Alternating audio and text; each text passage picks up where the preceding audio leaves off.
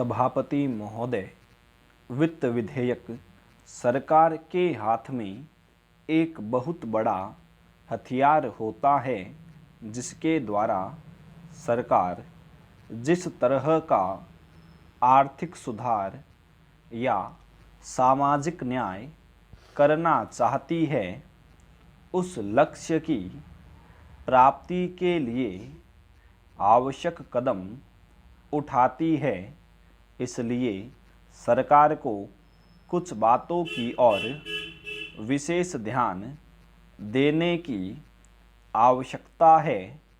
एक तो लोगों की आय में जो बहुत बड़ा अंतर है उसे दूर करने की आवश्यकता है। नेक्स्ट, दूसरी बात, मूल्यों में स्थिरता लाना आवश्यक है। सरकार चाहे जितने भी कदम उठा ले, लेकिन देश में काला धन रहेगा, तब तक मूल्यों में स्थिरता लाना कठिन है। वर्तमान काले धन की वृद्धि रोकने के लिए और वर्तमान काले धन को समाप्त करने के लिए ठोस कदम उठाने की आवश्यकता है। इस दिशा में सरकार ने कई कदम उठाए हैं, लेकिन उसमें उनको सफलता नहीं मिली है। उसके कई कारण हो सकते हैं। कुछ लोगों का कहना है कि जो प्रत्यक्ष कर है उनकी दर अधिक है। बहुत से व्यापारी कर न देकर उसको छिपा लेते हैं और वह काला धन रह जाता है। इसलिए यदि वर्तमान प्रत्यक्ष कर की दर को घटा दिया जाए तो इससे आमदनी अधिक होगी और काले धन की वृद्धि भी नहीं होगी। नेक्स्ट, तीसरी समस्या है बढ़ती हुई बेरोजगारी। इस दिशा में सरकार ने कई कदम उठाए हैं।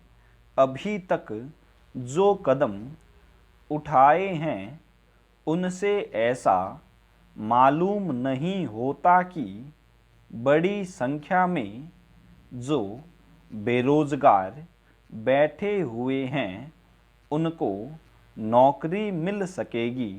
सरकार नौकरी में करोड़ों लोगों को नहीं लगा सकती है। ऐसी स्थिति में जब तक कृषि और छोटे तथा मध्यम उद्योगों की ओर बेरोजगारों को आकर्षित नहीं करेंगे, तब तक इस देश में बेरोजगार लोगों की संख्या बढ़ती जाएगी। इसलिए मैं निवेदन करना चाहता हूँ कि सरकार पूरे देश में कृषि तथा उद्योग संबंधी प्रशिक्षण केंद्र खोले। इनमें पढ़े लिखे लड़के और लड़कियां काम सीखकर कृषि और छोटे छोटे उद्योगों में लग सके। नेक्स्ट, महोदय, क्षेत्रीय असमानता को दूर करने के लिए कदम उठाने आवश्यक है। इससे देश में अशांति फैल रही है। पिछले सालों में यह असमानता घटने की बजाय बढ़ी है।